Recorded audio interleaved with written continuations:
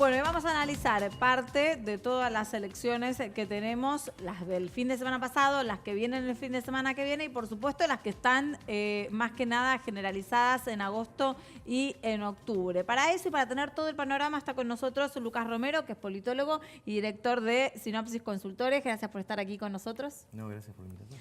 Bueno, antes de arrancar, Lucas, a desmenuzar un poco, me gustaría, Giselle, que nos hagas un escenario de lo que ocurrió en Entre Ríos, por lo menos. Bueno, mira, en Entre Ríos se pueden hacer dos lecturas y las dos son correctas. Válidas. La primera es que Cambiemos perdió mal, por 20 puntos, que Bordet quedó al paso de la reelección, 58 contra 33 y pico. Es un golpe para el gobierno porque esperaban perder, pero por menos, por lo menos por 10 puntos. Así que desde ese punto de vista puedes decir, sí, bueno, le está yendo mal a Cambiemos, que viene perdiendo en las elecciones. El otro análisis que se puede hacer, que lo hacen en la Casa Rosada y lo hacen varios politólogos, después le vamos a preguntar también a Lucas, es que si se compara cómo le había ido en 2015 a Cambiemos en Entre Ríos, uno puede ver que no hay una caída muy significativa, porque Macri en 2015 ganó con el 37,7% en Entre Ríos y De Angeli pierde con Bordet con el 39%, ¿no?, que saca el 39%, contra el 42% que saca Bordet. Ahora recordemos que Bordet fue con todo el peronismo unido, hizo un acuerdo con el kirchnerismo, con Cristina y con Urribarri. Acá incluso las veces que viene a Buenos Aires, Bordet se junta, tiene muchas reuniones con Massa, con todo el sector del peronismo de Alternativa Federal. Sí, también, porque él está dentro de Alternativa Federal. Por eso, bueno, después hay que ver después qué hace y a quién va a acompañar cuando sean las elecciones de octubre. Algunos dicen, bueno, pero en el 2017 Cambiemos con el mismo candidato que fue candidato a diputado, Atilio Benedetti, había sacado 53%, 15 puntos más que el PJ. Es verdad, pero es una elección legislativa, y esto ahora por eso también se lo vamos a preguntar a Lucas. Me parece que no hay que comparar peras con manzanas. Una cosa son las elecciones legislativas, otras cosas son las elecciones para cargos ejecutivos. Pasa con Carrió siempre. Carrió arrasa cuando es candidata a legisladora y cuando tiene algún cargo ejecutivo le va mal, con lo cual son elecciones distintas. Pero lo que dice en la Casa Rosada es que hasta ahora las elecciones que vienen perdiendo, las que se dieron hasta ahora, que Cambiemos viene perdiendo, comparado con el 2015, se mantiene, pese a esta crisis brutal, mantienen todavía su porcentaje quieto. El desafío ahora es qué va a pasar con las provincias en donde Cambiemos ganó, y ganó muy bien, que es el eje Córdoba, Santa Fe, bueno, Mendoza, ahora se viene San Luis y Santa Fe el 28 de abril y el 12 de mayo Córdoba, que junto con Entre Ríos están en el 33% del padrón electoral de peso. Y son provincias que van a ser claves, porque Córdoba también la está mirando Roberto Labaña, está viendo ahí qué pasa, porque también Roberto Labaña en el 2007 ganó en Córdoba. Entonces, ahí sí va a ser clave en esas provincias qué pasa con Lucas, ¿qué análisis te trae a vos las diferentes elecciones que estuvieron teniendo las provincias en general? Sí, quizás hay un sustrato en el comentario de Giselle que a veces nos cuesta tenerlo presente en el análisis, que es que habitualmente a la gente no le gusta cambiar de opinión. La gente tiende a ratificar su posicionamiento, su pensamiento, y muchas veces cuando uno empieza a comparar, como recomienda Giselle, peras con peras y manzanas con manzanas, lo que encuentra es que realmente la cosa no cambió demasiado, ¿no? Y lo que nos han venido mostrando en las elecciones provinciales es que pareciera ser que las dinámicas provinciales se mantienen relativamente estables, porque los resultados son bastante parecidos más allá de que hayan pasado cosas en Argentina en estos 4 años. Con lo cual, no hay que tomar estas elecciones como algún parámetro, digamos, determinante para la dinámica nacional. Sí es cierto que ahora vienen una serie de elecciones en un terreno, en un territorio de la Argentina donde Cambiemos, digamos, mostró sus principales fortalezas, ¿no? La expansión de la ola amarilla se dio desde la capital hacia el centro del país en toda esa región agroexportadora que representan las principales provincias en términos de electores, Córdoba, Santa Fe, Buenos Aires, Ciudad de Buenos Aires, ¿no? Y creo que ahí podríamos empezar un poco a testear cómo está ese votante de Cambiemos en este contexto tan difícil desde lo económico. Bueno, a ver, yo digo, creo que la economía se ha vuelto protagonista, ¿no? Es innegable que la situación económica hoy está moldeando la dinámica electoral. No tanto porque esté modificando la composición del escenario, si se quiere, hacia una elección general, sino porque está afectando la dinámica hacia una segunda vuelta, ¿no? Hace 6 meses atrás podríamos afirmar casi con evidencia y con determinación que difícilmente Cristina estaba en condiciones de ganar una segunda vuelta. Hoy estamos afirmando que la probabilidad de que Cristina pueda ganar una segunda vuelta no es cero. Esa probabilidad empieza a aparecer en el escenario de la mano de que el gobierno empezó a perder quizás esa garantía que tenía de, bueno, enfrentar a Cristina Fernández de Kirchner es un triunfo asegurado, ¿no? Te hago una pregunta desde el desconocimiento total, o sea, nunca trabajé en una consultora ni estoy muy familiarizado con las metodologías. ¿Qué tan factibles siguen siendo las predicciones en base a muestras telefónicas o en base a la metodología que se aplica actualmente para las encuestas, sobre todo cuando uno ve que no siempre se invocan los resultados?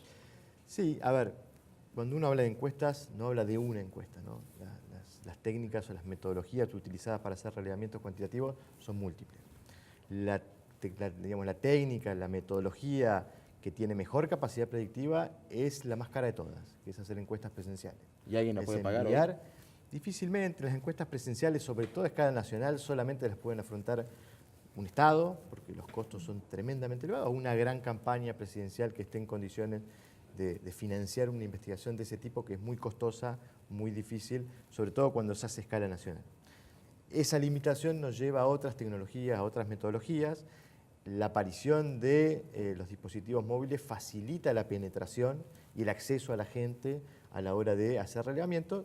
Lo que no te permite es tener algunos cuidados metodológicos que tienen que ver con el procedimiento de selección de la muestra, que deben ser, digamos, cuidados o deben estar presentes en el proceso de selección de esa muestra. Por eso todavía la técnica más tradicional de la encuesta telefónica sigue estando presente en el escenario. En nuestro caso, a nosotros nos ha resultado en términos de capacidad predictiva, porque nuestros pronósticos en 2017 estuvieron en línea con el escenario, con lo cual creo que ratificamos que bien implementada, con la rigurosidad metodológica del caso, es una metodología que sigue teniendo capacidad predictiva.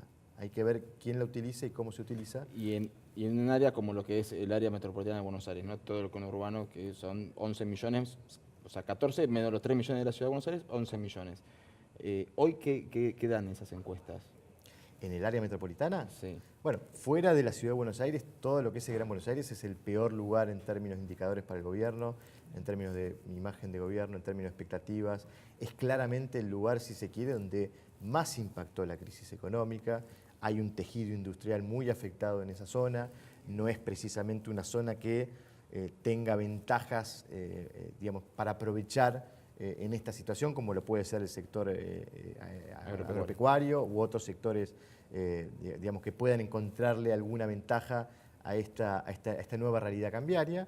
Y claramente hay allí también una situación, digamos, social y de desocupación también, que le agrega algún dramatismo más al drama que ya es la inflación y la pérdida de poder adquisitivo del salario en la gente, ¿no? Por eso creo que claramente allí el gobierno focaliza un poco su atención. Recordemos, 1 de cada 4 electores a nivel nacional vienen del Gran Buenos Aires. Lucas, una pregunta. Sobre todo viendo los movimientos de los mercados financieros la semana pasada, da la sensación que el mercado descuenta que no ganaría Macri, pero tampoco necesariamente que eso implique que gane Cristina. Hay como una cierta sensación de indefinición. Y después ver algunas declaraciones de Kicillof el fin de semana, en una especie de Corea del Centro, hablando de errores. ¿Vos lo ves ahora al kirchnerismo volcado más a hablarle a los mercados, ya que su votante lo va a elegir independiente de los bolsos o el plan económico que anuncie? Sí, decididamente, digo, hay allí una estrategia de ablandar un poco esa resistencia que no solo los mercados, sino gran parte del electorado tiene y todavía conserva hacia la figura de la expresidenta. Yo te diría que hoy el escenario tiene algunas particularidades muy distintivas, ¿no? las dos principales figuras en términos competitivos tienen altos niveles de rechazo y en algún punto tienen intereses coincidentes, porque hoy es tan ventajoso para Macri enfrentar a Cristina en una segunda vuelta, a pesar de que ya no es garantía de triunfo, como para Cristina enfrentar a Macri. Los dos se necesitan en ese escenario de segunda vuelta.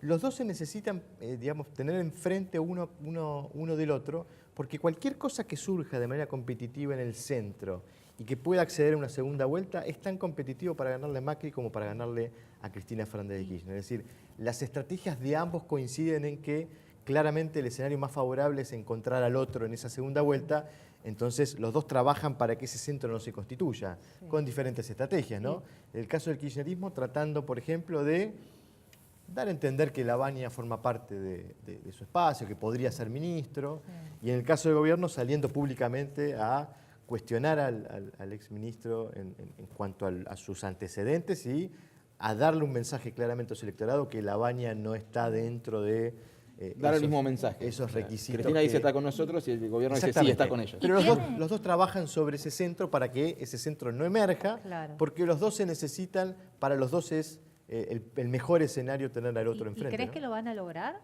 ¿O Lavagna tiene posibilidades? Bueno, a ver, hay un posicionamiento de buena parte del electorado en esos extremos. Veníamos hablando de tercios. Podríamos sostener esa figura y decir, bueno, si 2/3 del electorado están en los extremos, ese tercio que queda en el medio probablemente tenga ese incentivo para ser arrastrado hacia los extremos a jugar en ese juego de polarización. Me parece que acá, si uno mira el escenario y piensa cómo podría reconfigurarse, da la sensación que la situación económica no está poniendo en amenaza ese tercio que tiene la expresidenta bajo su brazo, que en todo caso la economía podría estar poniendo en amenaza ese apoyo al oficialismo, que por ahora resiste, venía resistiendo por encima del 30%, en nuestro relevamiento de abril por primera vez cae unas décimas del 30%, pero en todo caso viene mostrando un nivel de apoyo de una porción importante del electorado. El gobierno necesita que eso se conserve y se mantenga hasta agosto, por eso creo que si uno analiza desde febrero, marzo hasta acá, el gobierno ha decidido hablarle exclusivamente a sus propios votantes. Cuando el presidente dice... Al votante duro, decimos. Al votante de Cambiemos, porque cuando el presidente le dice al votante aguanten, no le está pidiendo al votante ajeno que aguanten esta situación, le está pidiendo al votante propio porque entiende que necesitan pasar esta tormenta para llegar a agosto con ese nivel de apoyo electoral para poder acceder a una segunda vuelta. ¿Y vos ves factible que se pueda llegar a revertir el tema de la imagen negativa del presidente que creció mucho en el último tiempo? Sí, a ver, yo creo que ahí, en ese sentido, la composición de imagen tanto de Cristina Fernández de Kirchner como de Macri parecieran que se han emparentado, ¿no? Altos niveles de imagen negativa, un nivel de imagen positiva relativamente parejo, 31, 33 los tenemos nosotros. Creo que, a ver, lo que sí podríamos marcar es que hay un nivel de rechazo hacia la expresidenta que pareciera tener otra consistencia. En el caso del presidente, claramente está afectado por esta coyuntura económica. Digamos, la bronca y el enojo del hoy siempre son más intensos que la bronca y el enojo del pasado. Entonces, la imagen negativa de Cristina sería una imagen pétrea.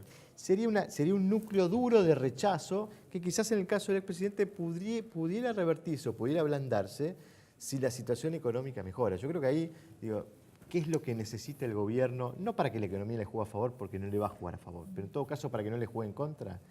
Necesita convencer a la gente que se comenzó ese sendero de recuperación económica, que empezó la cuesta hacia arriba, y no hay mejor indicador para convencer a la gente que la economía empezó a recuperarse que mostrar un proceso de desinflación visible y perceptible por la gente, que la gente pueda sentir que recupera poder adquisitivo, porque claramente va a ser difícil que el gobierno llegue en términos competitivos a dar la pelea si tiene un escenario de inflación persistente en la economía que tanto preocupa a la gente, ¿no? El 44% de los argentinos nos señalan la inflación como el principal problema que afecta al país en un listado tan variado como que tenemos allí la inseguridad, la corrupción, la salud, la educación, una multiplicidad de problemáticas y el 44% señala la inflación como principal. Y en ese sentido, te pregunto a vos y le pregunto a Diego también, ¿no? ¿Hay posibilidades de que las medidas que se puedan llegar a tomar en este corto tiempo prácticamente, para que la gente empiece a revertir esa sensación, hay posibilidades de medidas concretas que puedan llegar a tener efectividad? Bueno, veremos los anuncios, los pronósticos de inflación de marzo, que lo conoceremos mañana, y de abril no son alentadores. Hablan los economistas de algún descenso en mayo, junio. Habrá que ver. Creo que se ha vuelto es una variable clave junto con el dólar, ¿no? Porque en algún punto están asociadas las dos. Si el dólar se mueve, posiblemente eso se traslade a inflación tarde o temprano, y eso además genera la inquietud en la gente, ¿no? Diego. Sí, en realidad se habla de inflación cuando no hay capacidad de recuperar el poder adquisitivo. Vos tenés unas paritarias que se fueron acordando y cuando la inflación te sorprendió con estos datos casi del 4, no te permitió que se recuperara, y eso es lo que más impactó. La gente empezó ya el golpe de 2018 no lo empezó a recuperar en 2019, que sí ocurrió en 2014 con la devaluación de Kicillof. Tuviste un mal 2014, pero en 2015 la gente empezó a recuperar. A mí me quedó un solo comentario. ¿Alguna vez emergió el centro en alguna elección anterior en la Argentina? Alfonsín cuando se presentó con Luder, o Menem con Angelos, Bordón. ¿Alguna vez emergió este centro en la previa? Porque yo lo siento como un gran deseo de que aparezca este centro, y después siempre terminamos polarizados. No, de hecho, el hecho que haya dos extremos altamente competitivos produce esta dinámica centrífuga, decimos nosotros, no centrípeta, es decir, la fuerza arrastra a los del medio hacia los extremos a competir en esa dinámica. Yo creo que la clave para que el centro constituya es pensar cómo puede volverse competitivo ese centro. Y seguramente ese centro no se va a volver competitivo robándole votos a Cristina Fernández de Kirchner. Ese centro se volverá competitivo si efectivamente la economía no le da tregua al gobierno, y en algún momento ese electorado de Cambiemos, en un contexto económico muy desfavorable, decide prefiere a la Baña para ganarle a Cristina. Hacia otro espacio. Yo creo que ahí la gran duda es, porque hasta ahora el electorado de Cambiemos, en los términos de Macri, vino aguantando, ¿no? Vino mostrando que la situación económica no doblegaba su voluntad de apoyar a este gobierno. El interrogante quizás es qué sucedería si la situación económica no se revierte y el presidente empieza a caminar decididamente en terreno negativo frente a Cristina. Porque si hay alguna demanda que tiene ese electorado, es precisamente que Cristina Fernández de Kirchner no regrese al poder. Habrá que ver qué hace ese electorado si empieza a ver que Macri ya tampoco le es garantía para evitar un regreso de Cristina. O quizás que Cristina tampoco se presente. Bueno, digo, si uno analiza la situación de la expresidenta, nosotros sosteníamos hace 3, 4 meses atrás que era altamente probable que ella se presente. En este contexto de competitividad de la expresidenta, sostenemos quizás con más firmeza esa idea. Obviamente no hay que descartar un escenario en que por algún motivo ella decline su candidatura, pero la verdad es que nosotros vemos que es altamente probable que ella se presente, porque además hoy los números le están hablando de un escenario en donde no estamos diciendo que es altamente probable que gane, pero hay alguna probabilidad de triunfo, con lo cual difícilmente ella nadie se corra en este país escenario. tira 30% de intención. No, y además hay varios argumentos. A ver, si ella es candidata, ella conserva la centralidad del espacio, eso le permite armar las listas, le permite ingresar legisladores en el Congreso, pero además quizás el argumento más contundente es: no hay candidatura más nociva para el gobierno y para la economía y para la eventual recuperación de la economía que la candidatura del expresidente. ¿Cuándo salen los próximos números? De ninguna manera el expresidente ayudaría al gobierno. Claro. Nuestro próximo relevamiento es el de mayo, así que veremos cómo se actualiza el escenario. Lo que queda claro es que, además de nuestras mediciones periódicas, hay un proceso de conformación de la oferta electoral que todavía no está definido. Giselle lo viene siguiendo muy detenidamente. Habrá que ver dónde queda cada uno y cómo queda conformada la oferta, ¿no? Te esperamos en mayo, entonces. Será un placer, Gracias por venir. Gracias, Lu. Un corte, enseguida regresamos.